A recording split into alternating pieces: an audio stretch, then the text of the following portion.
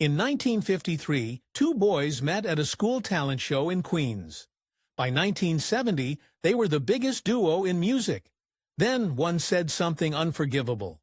Not about music, not about money. For the next decade, they sang perfect harmonies on stage while refusing to speak backstage. Paul Simon secretly recorded 30 solo songs behind the other's back. The other erased vocals without asking. In 2015, one called the other a monster in print. They wouldn't speak again for 9 years. This is how childhood friends became bitter enemies. Paul Simon was born on October 13, 1941, in Newark, New Jersey. His parents were Hungarian Jews. His mother, Belle, taught elementary school. His father, Louis, lived a double life. By day, he was a college professor. By night, he played bass in dance bands under the name Lee Sims. Their home was full of both books and music. Paul grew up surrounded by tradition, structure, and rhythm. Belle took him to synagogue. Louis took him to Yankee Stadium. Watching Mickey Mantle and Joe DiMaggio wasn't just about baseball, it was about heroes. Years later, Paul would write DiMaggio into Mrs. Robinson. Donald Fagen once said, "Paul was the classic New York Jewish kid, one who loved music and baseball, the two things that often helped immigrants feel like they belonged." In 1945, when Paul was just 4, the family moved to Queens, to a neighborhood called Kew Gardens Hills. That move changed everything. It wasn't just a new home, it was a new world. The family stayed up late watching Louis perform on TV shows like The Jackie Gleason Show and Arthur Godfrey and His Friends. Paul saw his father go from teacher to performer in a flash. It left a mark. He realized music wasn't just sound. It was identity, performance, and career. The neighborhood in Queens was full of Jewish families who loved music and valued education. Paul soaked in every note. He discovered jazz, Woody Guthrie, and the gritty folk blues of Lead Belly. All of it shaped the way he saw the world. It wasn't long before he found a musical hero right in his school. In 1953, Paul was 11 years old. During a talent show at public school, 164, he saw a boy his age, Art Garfunkel, sing alone on stage. A girl whispered how good he was. That did it. Paul was hooked, not just on singing, but on the idea of singing as a way to impress people, especially girls. The two met again later that year when they both acted in Alice in Wonderland for their 6th grade graduation. It was just a school play, but for them, it was the start of a musical empire. Their voices blended like they were meant to be together. They formed a doo-wop group called the Peptunes and performed at school dances and block parties. Paul started writing songs. By age 13, he had already written their first original. By 15, they weren't just classmates. They were recording artists. In 1957, under the names Tom and Jerry, they recorded Hey School Girl, a song inspired by their obsession with the Everly Brothers. They wrote it by accident while trying to remember the lyrics to Hey Doll Baby. They scraped together $25 to record a demo. That was a lot for kids in 1957, but it worked. Promoter Sid Prosen heard them and signed them. Paul became Jerry Landis. Art became Tom Graff. The song hit number 49 on the Billboard charts. It sold over 100,000 copies. They even got a spot on American Bandstand. At just 15, they were famous. But beneath the surface, trouble was already brewing. Even then, Paul was doing more than singing. He had written their first song, The Girl for Me, when he was just 12 or 13. His father even wrote out the lyrics and chords, and that paper now sits in the Library of Congress. Art had the better voice. Paul had the pen and the ambition. That imbalance, Paul creating, Art performing, was there from the start. And it was only going to get worse. Between 1957 and 1964, Paul lived a secret musical life. While still working with Art, He also recorded over 30 songs under fake names: Jerry Landis, Paul Kane, and True Taylor. He worked across multiple labels: Amy, Big, Hunt, King, Tribute, and Madison. This wasn't just a hobby. Paul was quietly building a solo career behind Art's back. He wasn't just recording his own songs, he was writing and producing for others. By 1962, he was working for Amy Records and producing songs for Dottie Daniels, The Vells, and Richie Cordell. His first solo single as True Taylor came out in 1958. That means he was already planning his own career just months after the success of Hey, Schoolgirl. The real damage came when Sid Prozin approached Paul directly, offering him solo deals without telling Art. Paul didn't mention it. Art found out later, and it broke him. He later said the betrayal shattered their friendship. He never forgave it. While Art still believed in their duo, Paul was preparing an escape. That hurt a lot, especially because Tom and Jerry were struggling to repeat their first hit. Paul didn't wait. He moved on. Art only realized what was happening when it was too late. Paul's success without Art made things worse. In 1962, with a new group called Tico and the Triumphs, Paul scored a modest hit with Motorcycle. It reached number 99 on the Billboard charts. At the same time, he released The Lone Teen Ranger under Jerry Landis. It charted at number 97. These were small wins, but they proved Paul didn't need Art to succeed. The Tico and the Triumphs project revealed Paul's calculating side. Though another singer named Marty Cooper was the face, Paul sang lead on the song that charted. He was pulling strings behind the scenes while keeping his solo identity separate. This confirmed what Paul already believed. He could make it alone. That made his earlier betrayal feel even more strategic. He wasn't just branching out. Paul was replacing Art without telling him. In 1958, they split. It wasn't dramatic at the time. They just drifted. But the damage was deep. They didn't reconnect until 1963. 5 full years. During that time, Paul released more than 30 songs under various names. Art tried to make music too, but without Paul's network or drive, he didn't get far. Paul Simon and Art Garfunkel didn't reunite in 1963 because they missed each other. They were desperate. By 1963, Paul was barely hanging on. He worked for a music publisher, cold-calling labels to pitch songs. One of his songs, He Was My Brother, caught the attention of Columbia Records producer Tom Wilson. But Wilson didn't want Paul. He wanted the song for a British group. So Paul made a bold move. He convinced Wilson to give him and Art one studio audition. They sang The Sound of Silence. Wilson, who'd worked with jazz legends like Miles Davis, was stunned. He loved Paul's lyrics and Art's clear voice. That one audition got them a real contract. For the first time, they used their real names. But their troubles were just beginning. Their debut album, Wednesday Morning 3 a.m., was a total failure. Released in October 1964, it sold just 1,000 copies in 8 months. The folk sound they leaned on was suddenly outdated. The Beatles had changed everything. Columbia tried to market them as part of the old folk tradition at the worst possible time. The reviews were weak. The sales were worse. The duo split again. Paul ran off to England. He played tiny clubs. He even recorded a solo album there called The Paul Simon Songbook.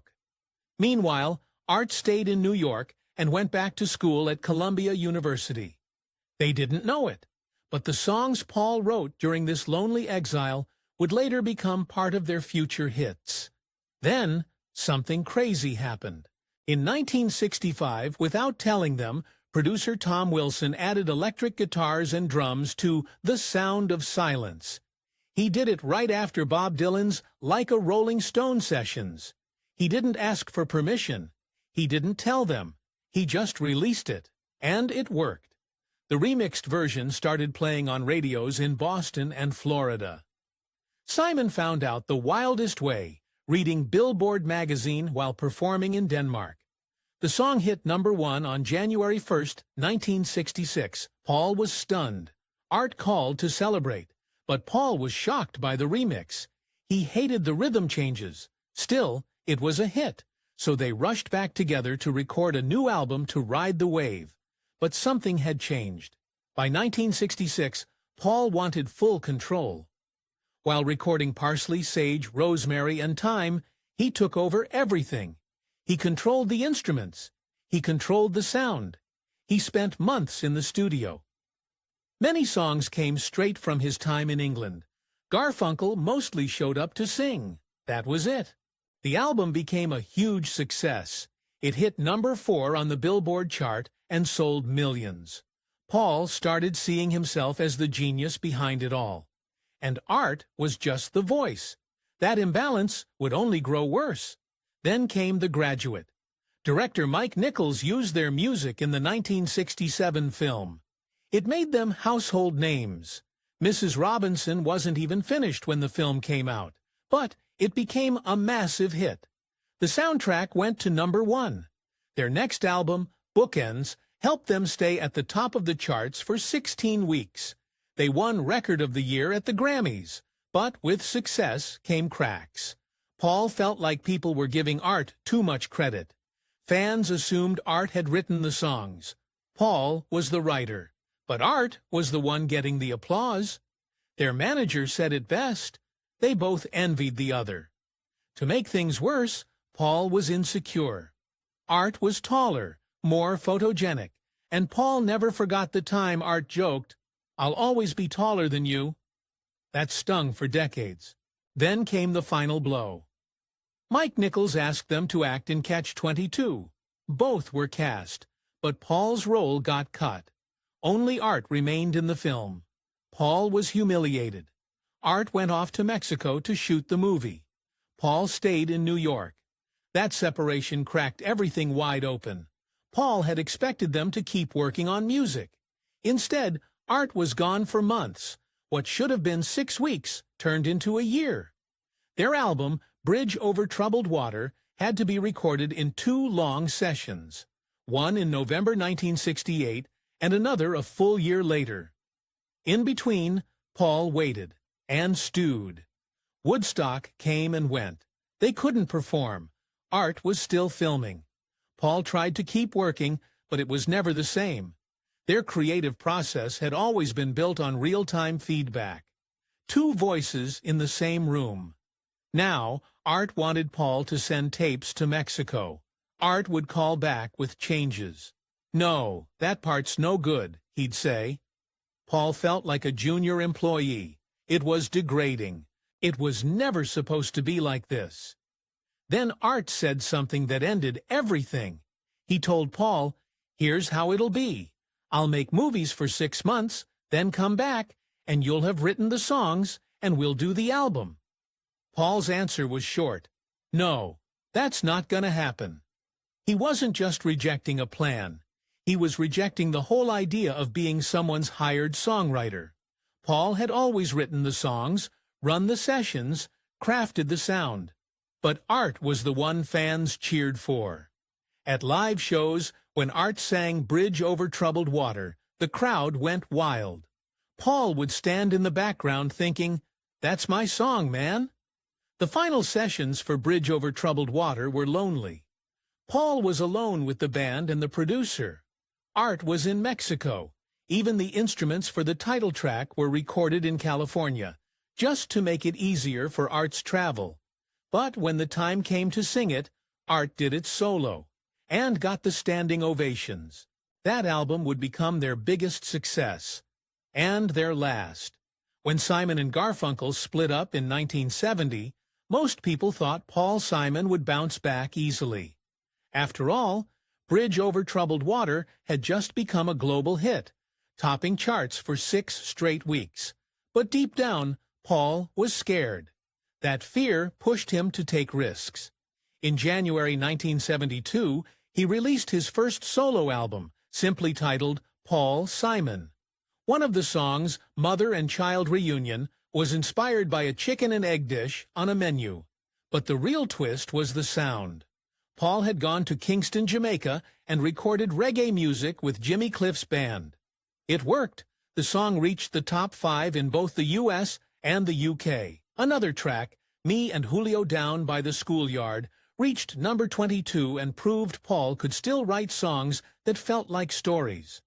The album hit number 4 in the U.S. and even topped charts in the U.K. and Japan.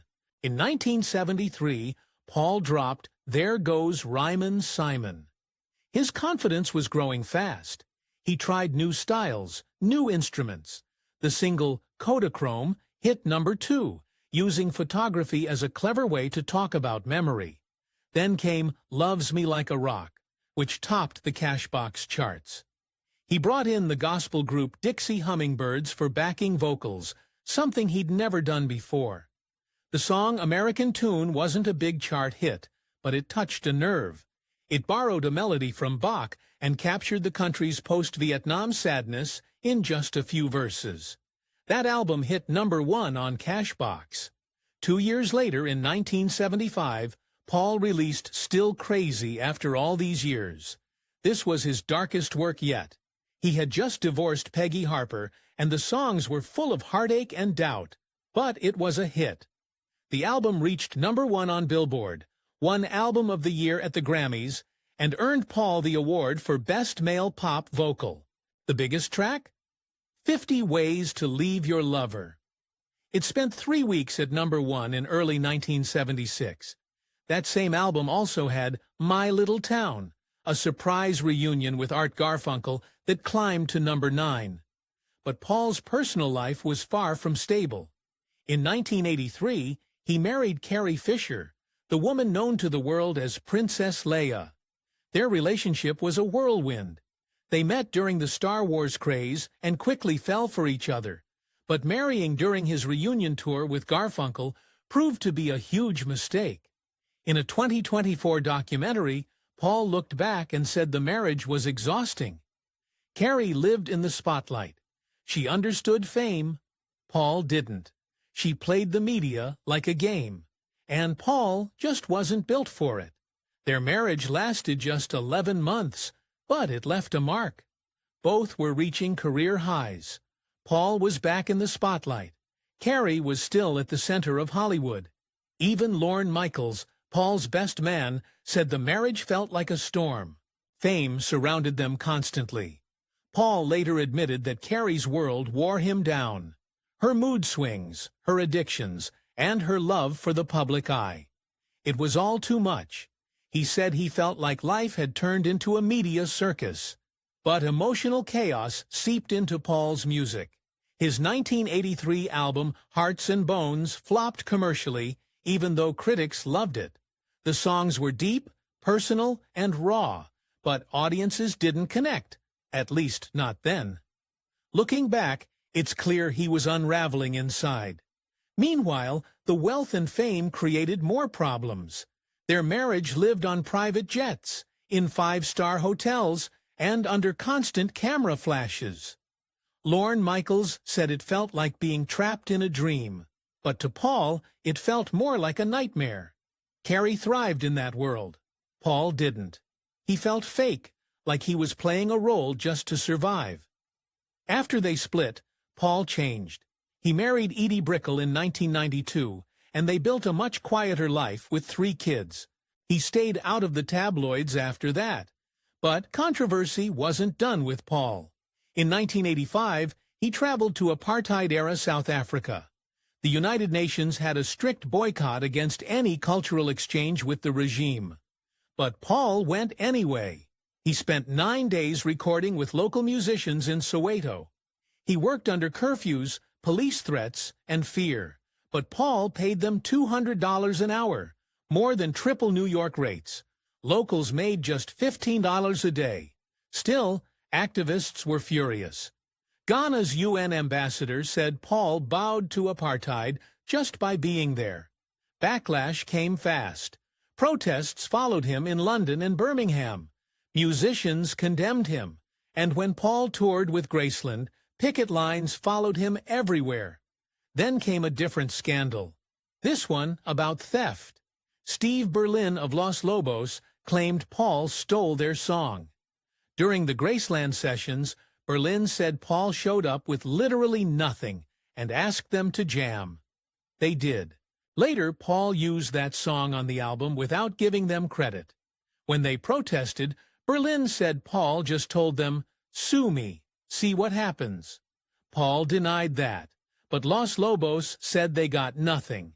No credit, no pay, just silence. There were more credit disputes, especially from African musicians. Some defended Paul, others felt exploited. South African jazz legend Jonas Gwangwa said, "So it takes another white man to discover my people." It was a harsh truth. Simon did pay above market rates and promised royalties, but many believed he still held too much control. Paul didn't back down. He said the music itself was the protest. He didn't write political lyrics because he believed the message was in the collaboration. He even said, "I didn't ask permission from the ANC." That made things worse. The ANC and United Nations blacklisted him. He was banned from South Africa and accused of breaking international law. In 1987, the UN removed his name, but the damage was done. Even decades later, artists like Billy Bragg and Jerry Dammers still protested when Paul returned to London. It all started with a surprise meeting in 1975. Paul Simon and Art Garfunkel hadn't spoken much since their bitter split in 1970. But in a Los Angeles studio, while recording with John Lennon and Harry Nilsson, they found themselves in the same room again. Something clicked. The tension seemed to melt, and for a moment it felt like old times. They decided to give it another shot, to be a duo again. They spent months in the studio that year. It felt like they were chasing the past, trying to revive the magic that made them famous. But it didn't work. After all that effort, all they had to show was one song, "My Little Town." Ironically, the song ended up on both their solo albums, not a joint one. It was as if they wanted to reunite, but couldn't even agree on how to share their only song. It was a warning sign of everything that would follow. Then came a high point. On September 19, 1981, they stood together in Central Park. Over 500,000 people showed up. The crowd filled every corner of the great lawn. People climbed trees, sat on rooftops, anything for a glimpse. The concert wasn't just big, it was historic. HBO paid over $1 million to air it. The live album went double platinum. They raised $51,000 to help fix up the crumbling park. Old albums climbed the charts again. It felt like the world wanted them back. But behind the scenes, things were already starting to break. The success led to a world tour in 1982. That should have been their big comeback, but instead it exposed just how badly they clashed. They stopped speaking. Not just arguments, complete silence. Every night they'd sing perfect harmonies, then walk off stage and go their separate ways. They weren't even pretending to get along. The songs sounded like unity. The reality was cold. They tried to fix it before the tour. Honest talks, promises, hopes. But once they hit the road, the cracks got worse. They couldn't even sit in the same car. Fans saw the show, but behind the curtain it was a slow-motion collapse. In 1983, things got even uglier. They were working on an album called Think Too Much, their first since Bridge Over Troubled Water. Garfunkel recorded vocals for several songs. They planned it as a full Simon and Garfunkel record, but Paul changed his mind. He decided the songs were too personal, especially the one about his relationship with Carrie Fisher. Without telling Garfunkel, he deleted Art's vocals, re-recorded everything, released it solo under a new name, Hearts and Bones. Garfunkel was crushed. He had been there the whole time, helped shape the songs, put in the work, and then he was cut out. No warning, no discussion, just erased. He later called it a betrayal, and from that point on, they were done making music together. In 2010, there was one last chance. A reunion tour was planned. It was supposed to kick off in New Orleans, but Garfunkel suddenly developed vocal cord paresis. He couldn't sing. The tour was postponed, then canceled. Simon didn't take it well. He felt like Garfunkel hadn't been honest about how bad it was. The trust that was already thin finally broke. Garfunkel apologized to fans, but the damage was done. Even after he recovered, Simon didn't want to continue. In 2015, Garfunkel lashed out. That May, Garfunkel gave a brutal interview to The Telegraph. He called Simon a jerk and an idiot for walking away after bridge over troubled water. He said their friendship started in 1953 because he felt sorry for Simon's short height. Then came the line that hit hardest. That compensation gesture created a monster. It wasn't just mean, it was personal, and it hurt. The interviewer asked if Simon had a Napoleon complex. Garfunkel didn't hesitate. I would say so, yes. Coming from a lifelong friend, it was devastating. He even said George Harrison once told him, "My Paul is to me what your Paul is to you." The Pauls sidelined us. It wasn't just an insult. It was a comparison to another famous feud. And it made things worse. Simon stayed quiet at first, but when he finally responded, he didn't hold back. In a 2016 interview, he said, "We don't get along. It's not fun. No warmth. No nostalgia. Just finality." He had moved on. By 2018, he was talking like a man at the end of his road. "I'm finished," he said. "I haven't written a new song in a couple of years." The old energy was gone. Whatever creative fire they once shared was now ash. After that, they didn't speak. For nearly a decade, from 2015 to 2024, it was complete silence. Not one call, not one email. Two old friends, now in their 70s and 80s, drifting in total estrangement. That silence only broke by accident, when Garfunkel ran into Simon's son Harper in their apartment building. It led to a reunion lunch. Garfunkel asked, "What happened? Why haven't we seen each other?" Simon answered quietly, "An old interview. You said some stuff." During those quiet years, Simon faced struggles of his own. In 2023, he released 7 Psalms, a 33-minute acoustic album he called his most personal work. But behind that was something more serious. He had lost nearly all hearing in his left ear. Only 6% remained. Doctors couldn't explain it. It happened after a bad case of COVID-19 in 2022, which also left him physically weak. He admitted he couldn't sing "You Can Call Me Al" anymore. "That's gone," he said. "I can't do that one." It was heartbreaking. A man who built his life around music, now losing the ability to perform it. In November 2024, on CBS Mornings, Simon said he felt angry, frustrated, trapped in silence, both in his ear and with the only person who had shared his rise to fame. A silence filled with missed chances, burned bridges, and a friendship that had once changed the world. They had started as 2 boys from Queens, singing into school microphones, dreaming of something bigger. And they had reached it. But somewhere along the way, the friendship fractured. The music stopped, and the silence grew louder than any harmony they ever sang.